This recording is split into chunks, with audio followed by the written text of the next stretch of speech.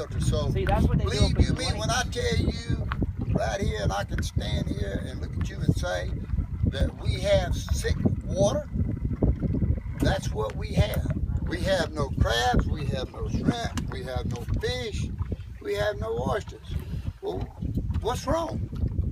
Let me just add, can I add to that real quick? I want to add to that. One adult oyster can filter 42 gallons of water in a day. Oysters have been compared to the rainforests of the temperate waters, just like coral reefs have been called the rainforest of the tropical waters. This Gulf of Mexico is one of the few places in the world where oyster reef restoration can still have an effect. There's a scientific study that came out recently that showed all the oyster reefs around the world, most of them are on the verge of being extinct. The Gulf of Mexico is an exception. So what do we have here? We've got a waste treatment plant that is dumping effluent on one of the most productive oyster reefs in our state. And Paul, I don't think everybody heard how you and your dad, can you talk more about how long you all planted oysters and harvested? Well, that's what I say. We voluntarily done all this back in 1985. We planted this, we protected it, we watched it grow, we monitored it, and then we harvested it. We harvested it. 4 years later, we harvested. People were out here making a living off of it there. But what the general public don't realize is that we all of us, no matter who we are, have a stake in this. Have a stake in our waters here, you know, to keep it clean, to keep it pure. Number one, I mean, it's our livelihoods for the commercial fishermen. It's our recreation for our children. It's our food for our tables. So when you start mixing it all up, and then you start dumping into it different chemicals, not just effluent from an outfall line, but from all these factories and plants that dump so many parts per million of this and so many parts per million of that. Well, guess what? It all comes here. This is what we deal with. We don't know. We don't know what's in this water today. But we do know one thing. It's not like it used to be. But we have the power and the ability to change it, the knowledge to change it. That's where it's going to come in. It's people coming together and using that knowledge and using that ability to change this, to make it what it used to be. Not go build it on the shore somewhere. We got it right here. All we got to do is clean it up. Clean it up and take care of it. Now, I want to say one significant step forward that we could take you all. This group right here that a lot of us just met each other for the first time. The FDA official, the shellfish biologist Wiggins, has told me that he will come back this next month and meet with a community group to talk about this waste treatment plant, to talk about our efforts to find another place for them to dump their effluent instead of out in open water. That would be a significant step forward, you know, especially, and Paul and I just found out, actually in the last week or so, that this plant, I mean, it wants $8 million of our restoration money, the Restore Act money, and they already got $24 million of our Katrina money that should have gone to houses. I mean, we still got hundreds of people living in these formalin-laced FEMA campers in this area. We had 900 people qualify for a Katrina house, and they never got it. A Katrina CDBG, they never got it. So this could be a huge step forward in regards to saving our reefs, saving our fisheries, and also, you know, providing, putting the message out there about the fact that a lot of fishers still don't have good housing. Well, when, what amazed me... Mr. Nelson, you know, as a long time, and you know, and Mr. Dion, you know, Mr. Barber, you know, particularly in the past 5 years, tell us more about, you know, the impacts to the fisheries, you know, in this community. Within, you know, since this whole BP oil dome disaster, what has happened to the fisheries, the seasons? Is the season, or has any of the seasons been open, or how long? Any sack limits, catches, and what has done to these fishing communities and families? You see about the season? Dolphin Island don't even have a set season. We called them up earlier, remember? So so they don't even have a set season anymore. The season has lost in the past 5 years. They have records that go back years on catches, and Alabama and Mississippi and Louisiana is all three at a historical low Exactly. for harvest. Yeah, historical lows. That's At any time that you can find it on paper, okay, that means an awful lot. They can't look They at can't you and deny say that. that's a lie. They can't look at you and say you're not telling the truth. This man right here come to me. They did the dye test of this outfall line here in Balabatry one day, and this man here, Robert Barber, was oystering in Patricia, Mississippi. right. And that evening he come to my house and he said to me, he said, Mr. Paul, he said, I seen the strangest thing today. He said, you wouldn't believe what I seen. I said, well, what's that, son? He said, the water turned just as red as can be. Coming from here, And I said, what are you talking about? your place. He said, the water to pass where I was catching oysters, me and Daddy were towing oysters. He said, the water turned real red. He said, I don't know where it come from. I said, you didn't know that they did the dye test this morning at the Balabatry Sewer Plant. He said, what's that? And I explained it to him. He said, all the way down there to past Christiane. I said, that's how far it went. So if you think that this outfall line isn't going to affect the area in Mississippi where people eat the seafood or people swim, you're wrong. No more than it's going to affect the people of Dauphin Island where they eat the seafood and people swim. So when you look at all this here, you say, are we in danger? Yes, we are. Whenever they have a 6 million gallon, let's see, I think it was a 6 million gallon oil spill in Mobile after this flood the other day, and they said, whatever you do, don't get yourself cut in the water, and if you eat any seafood, make sure it's thoroughly cooked and this and that. But number one, who wants to eat seafood out of a septic tank? Yeah, You got 6 million gallons of sewer that spill. Well, here you got 12 million gallons going out every day. You know, who wants to eat seafood out of a sewer plant? One thing that you all need to be aware of also that compounds this whole problem is who is the board of directors of the waste treatment plant? Who appointed them? The one who appointed them was the previous mayor, who ended up in prison for 16 That's months Stanley Wright. for corruption. Yeah. They are still over That's there. what They I'm are still telling you running about. it. Their track record at the old waste treatment plant was one of the worst in our country's history. They are supposed to be trusted when there can be a breakage at any point and raw sewage could come out here. They're supposed to have signed a memorandum of understanding saying they would notify the officials in 48 hours. Hell, they ought to notify them in 4 minutes. But Paul, I want you to talk a little bit about, you all have come out here and you've actually smelled raw sewage. And I relayed this to the shellfish biologist Wiggins, and he was very concerned about that. Well, when they turn the lights on, especially on the weekend there when everything shuts down, of course, everything's wide open. Unload, do whatever you want there. Well, that's what happens here and a whole lot of other places that you don't even realize it. Big cities, right on down to your rural areas there, you know. There's no watchdog there on the weekend, so we're going to just unscrew and open the valve and we're going to let it go. And of course, they've been doing that for years and years and years. Just like I stood on the point right over that little shell point over there, and Margaret Brown interviewed me for the Great Invisible, and I told her, I said, it won't be in my lifetime that I'll see our seafood industry come back due to the BP oil spill. I'll be dead and gone, and it'll still be going on there. And I realized I'm 5 years into it, and I'm seeing the worst seafood processing as far as being caught out here in history along the whole Gulf Coast. And of course, you see the commercial on TV that says The economy's Gulf is good. fine, Yeah. the water's beautiful, the beaches are shiny. Come to our wonderful beach, eat our good fresh seafood. By the way, it comes from China, Sri Lanka, wherever. You're not eating American seafood.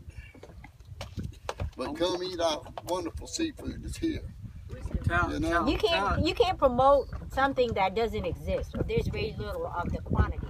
You know, like I was sharing with you what happened with the oysters, you know, in Mississippi, we don't have local oysters in Mississippi. People go out to eat. It's from maybe Texas, Maryland, Virginia. It's definitely not local because it's hardly been open for anyone to harvest.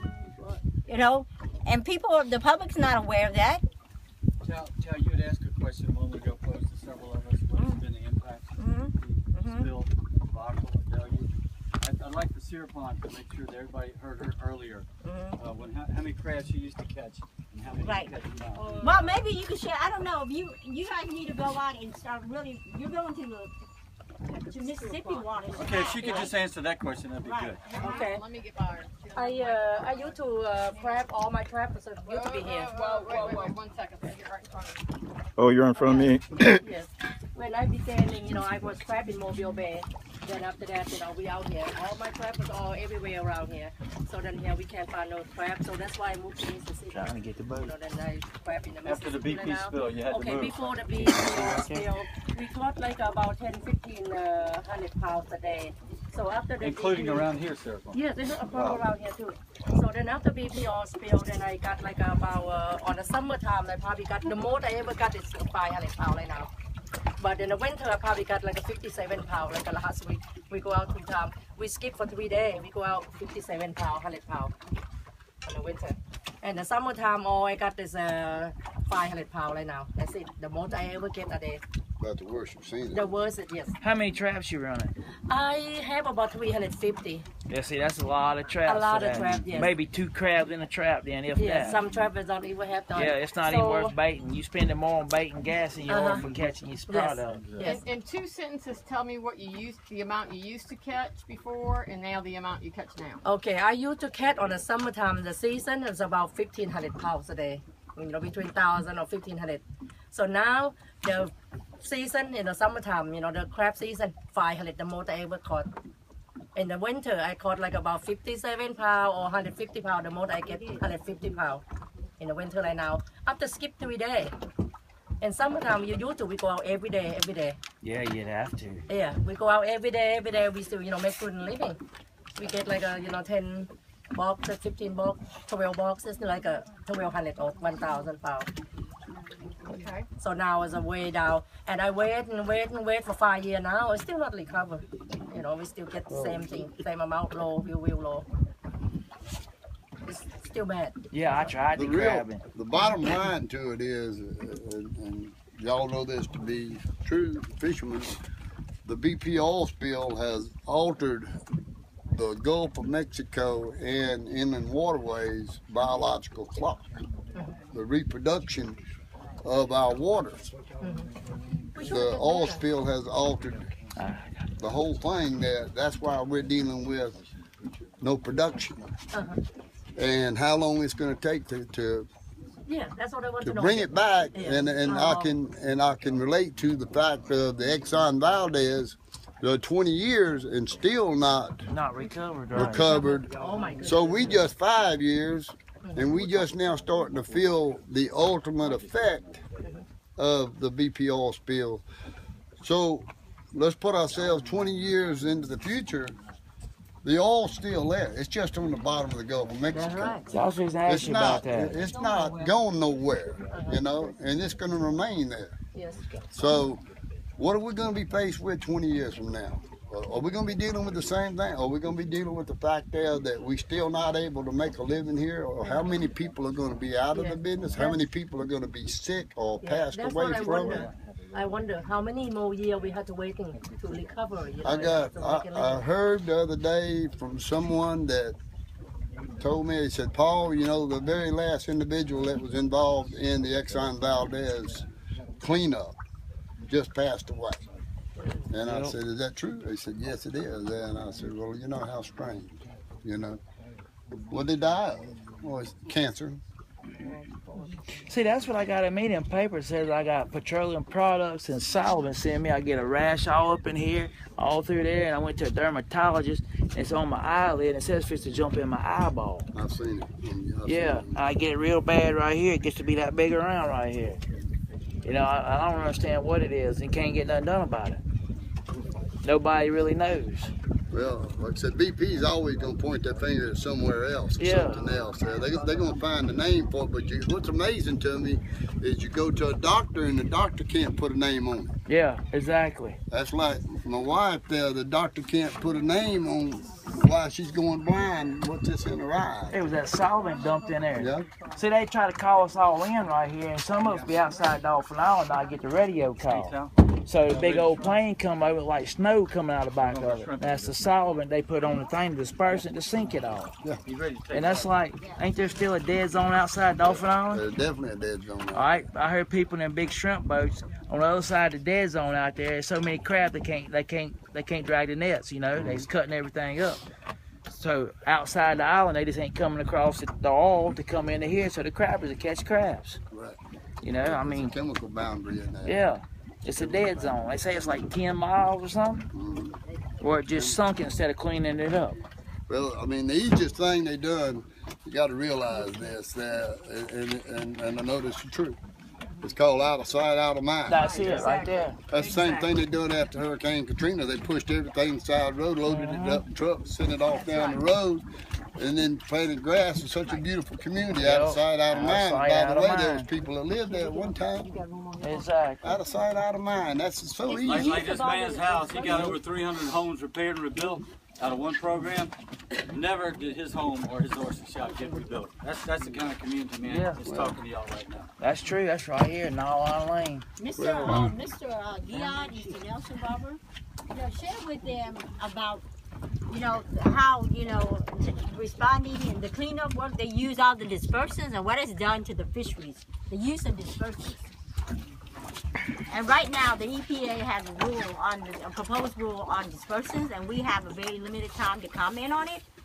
But fishing communities across the region have greatly criticized the use of dispersants and when Yeah, they say it was actually because worse they're than saying oil. that the oil alone without the use of dispersants wouldn't have been as toxic to the fisheries. No. But it's that dispersant. If they'd have let us went ahead and cleaned the oil up and got it out of here and not put the dispersant, would be a whole lot better. Right. So that's what's in my face and all that dispersant and everything. Dispersants. I emailed the company and asked them for I wanted a breakdown of the chemical that was in the dispersant. And they sent me a letter and it broke down, it was this chemical and it was correct. And it was this chemical, and this chemical. And by the way, it's one other chemical, but we cannot divulge it to you because it's a secret. Right. I didn't ask for that. I asked for a breakdown of what you sprayed in the water and sprayed over our homes and sprayed on us as people, but they would not give us that. And you can ask them yourself, you can email them or write them or whatever you want to do, and you'll probably get the same answer that I got, which is the fact. Well, we're going to just only tell you so much, but not going to tell you our full secret. Well, the full secret is probably what's led to so many people dying of cancer and have all these ailments and everything, but they're not going to tell you that. But they sure didn't mind taking the millions of dollars from the government that the government bought this stuff for to spray out there, I do think, though, that the fishing community needs to come together and say what they want to restore activity. Come with a good proposal. I really don't think we're going to get all the money. I think if we have a good, reasonable proposal coming from the fishermen, you could build political support for that and get to that. And a lot of the fishermen don't even want to come to a meeting no more because we keep going to meetings and nothing ever gets done. Nobody never And listens. some of That's those why it meetings, wasn't none some of holy. those meetings are not structured to accommodate fishermen. Yeah, that's like why we're not meeting down here today. But we need to continue this, right? And we can discuss that afterwards. Some of this But John's got a point, though. John's got a good point. We need to put a definite plan in place. Right. And with that plan, we also need to give the definition of restore. A restoration, like I said. Because restore doesn't mean build a bridge over a bay how's that restoring? You No, know? because they never sustain it. Right. Oh. I was saying that earlier. Yeah, you know. And I understand that, but I think that unless we put forward a really good proposal, we have nothing. We don't have a stronger position to fight. Some of the money is going to that hotel in Gulf Shores is going to be built. I don't think we can really stop that. I think what we could do is say, Point of order, we got some folks that are getting sick with the heat, so I think we need to continue our meeting. We can't. Yeah, Listen, You can do you think? Yeah, let's go meeting on the chat. There's going to be an open comment period for the nation, and it closes tomorrow at midnight, and it's part of the National Oil Contingency Plan. And so if everybody here comments on it, and at least comments that dispersants not be used in future oil spills. How do we comment? Where do we go? There's There's an alert.org. Alert Project. If you Alert. Google- Project.org, and they have all the information. You can actually copy and paste, or you can put your own information. If they ask for an organization, just say I'm. And it's I'm a very fisherman. easy to do. And yeah, 15 to 20 minutes people have been doing it. So alert, ALERT, project.org, and the whole website, it's by